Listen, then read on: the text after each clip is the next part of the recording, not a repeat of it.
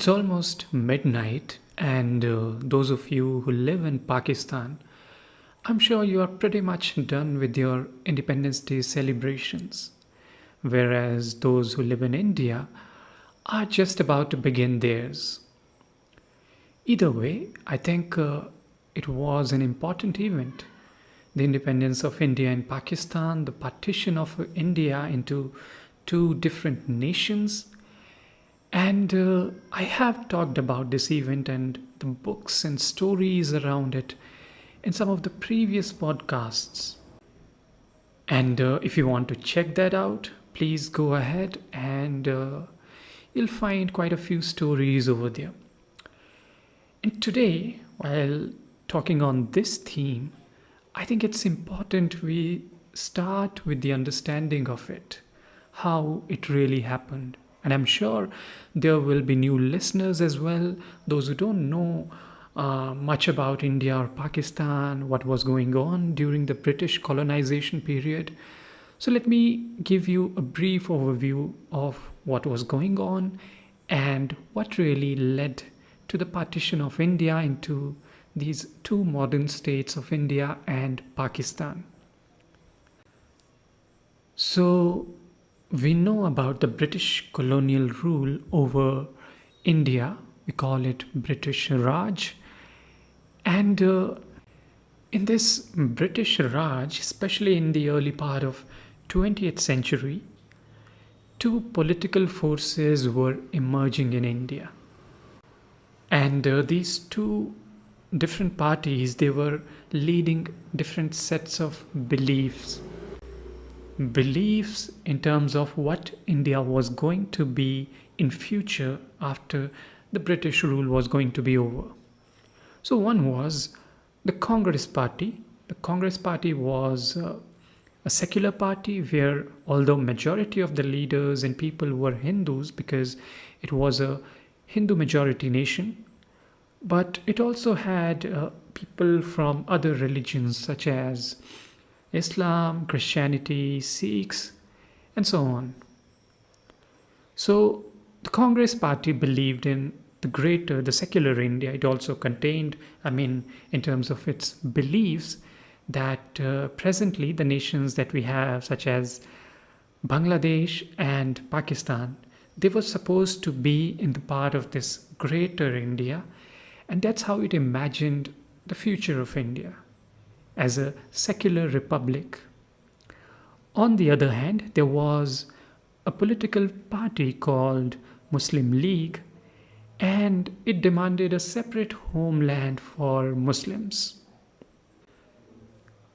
Its basic idea was that under the Hindu majority rule, Muslims are not going to flourish or they are not going to enjoy a lot of rights or representation.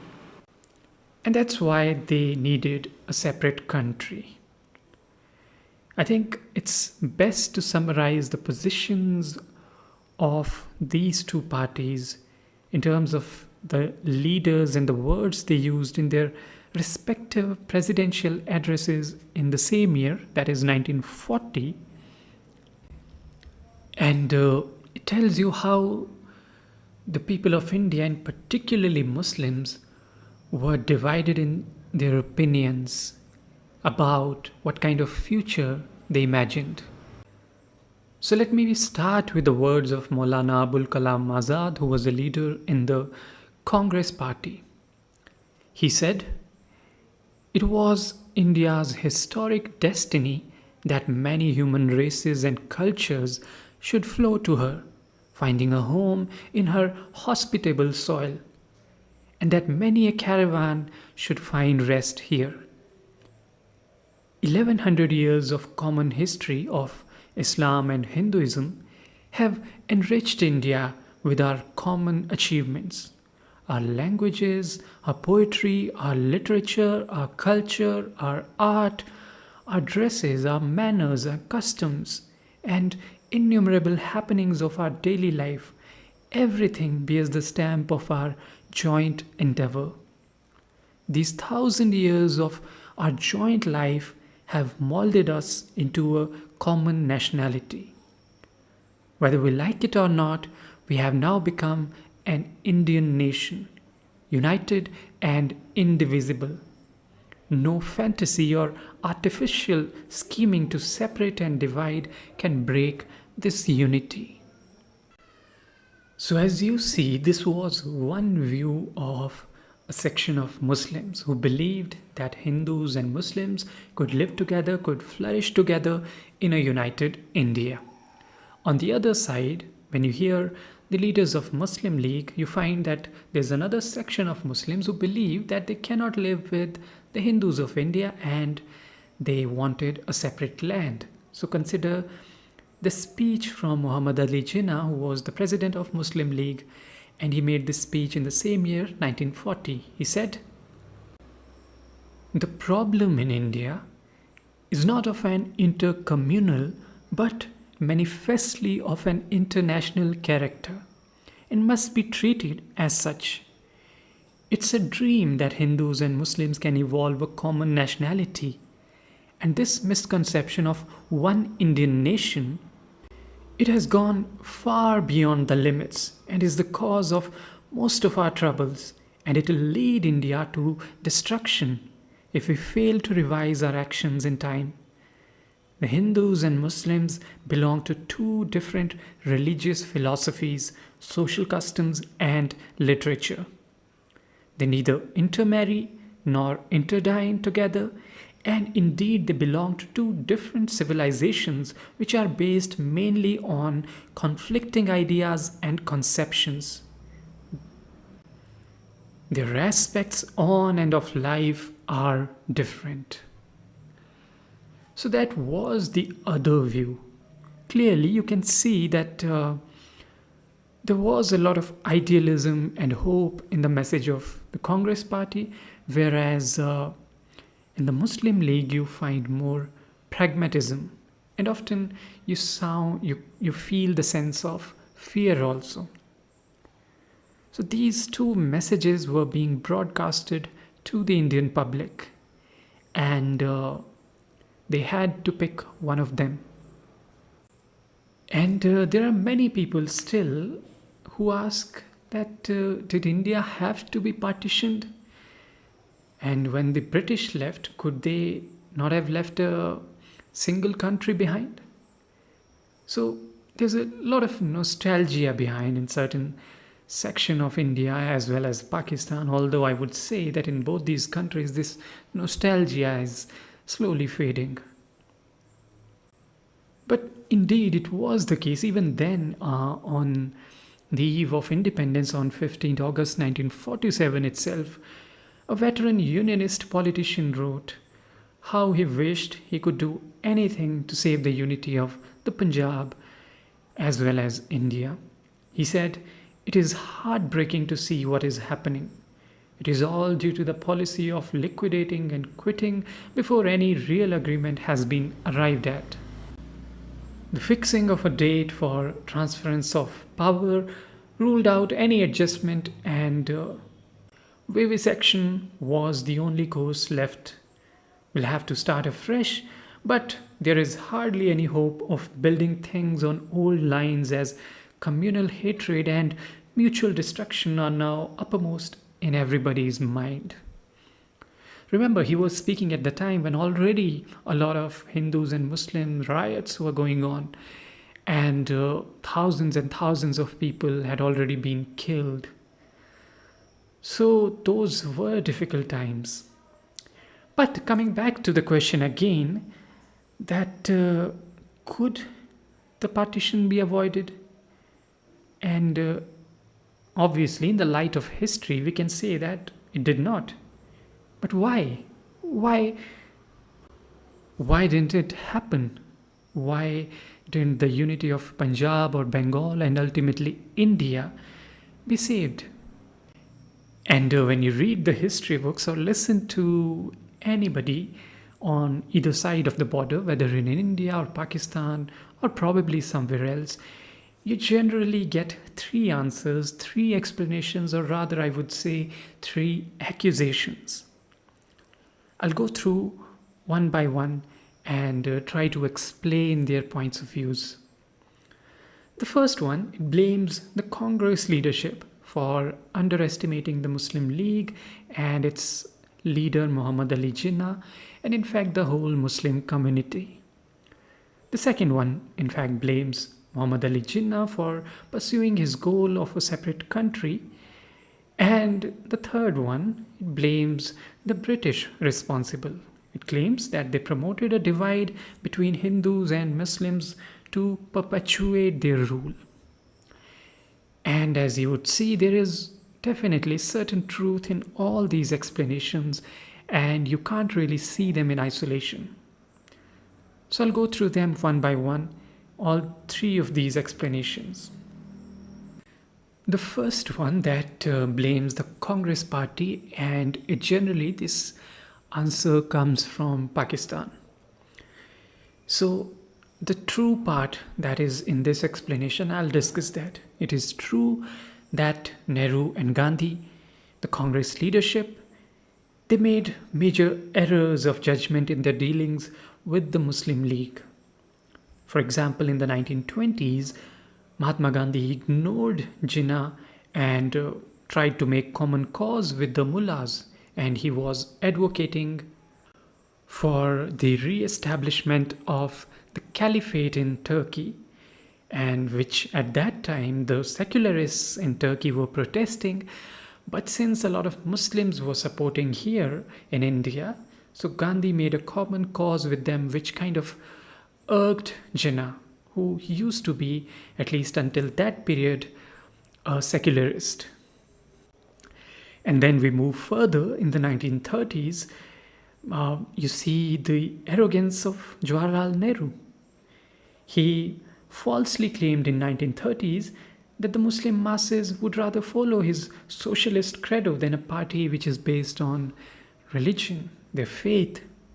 And he was quite arrogant about it. He didn't really understand what people wanted, especially the Muslim community. Then again, in the 1930s itself, when Jinnah was willing to make a deal, he was ignored. And ultimately in the 1940s, with the Muslims solidly behind him, he had no reason to cut a deal at all.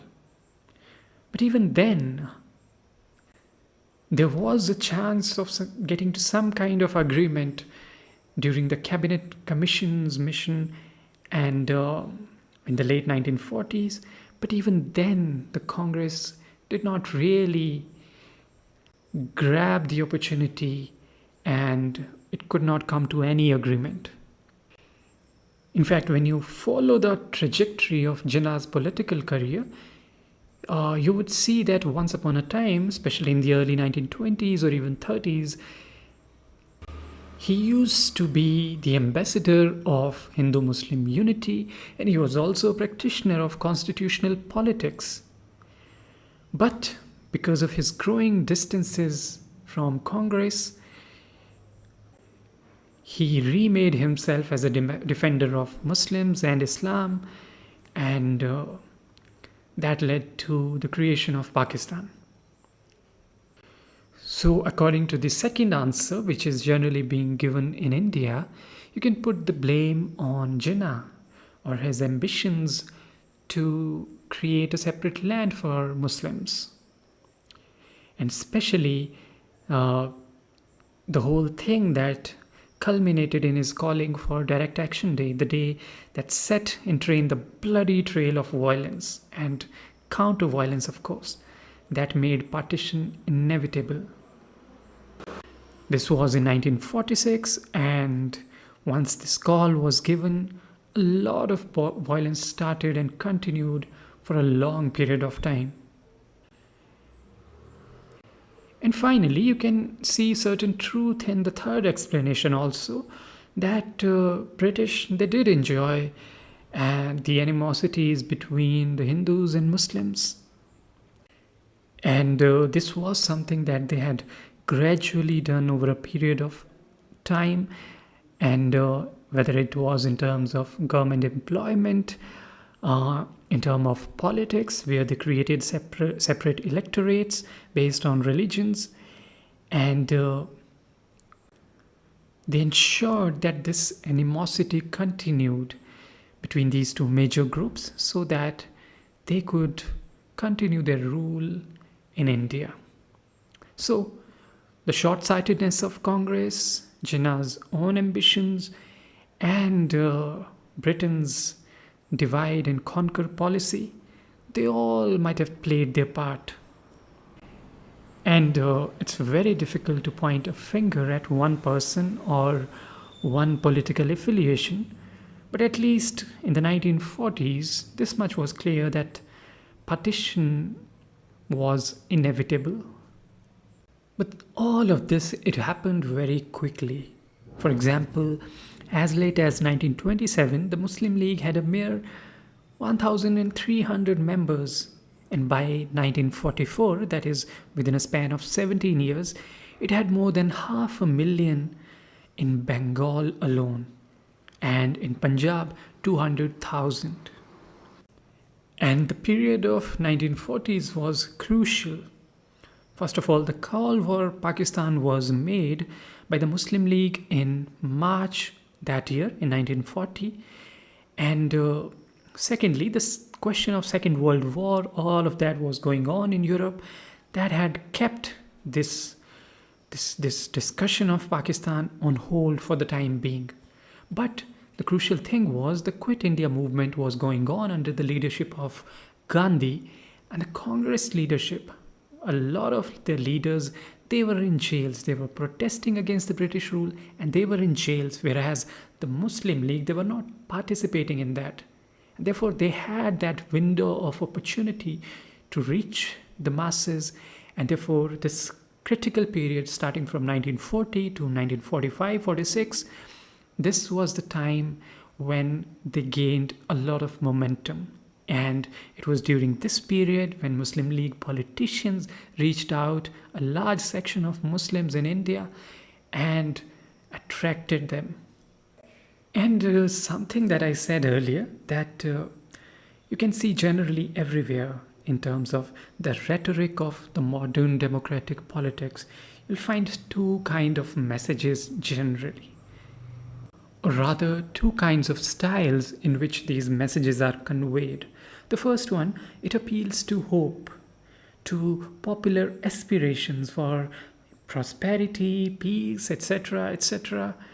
And the second one appeals to fear, to sectional worries about being worsted or swamped by the historical enemies.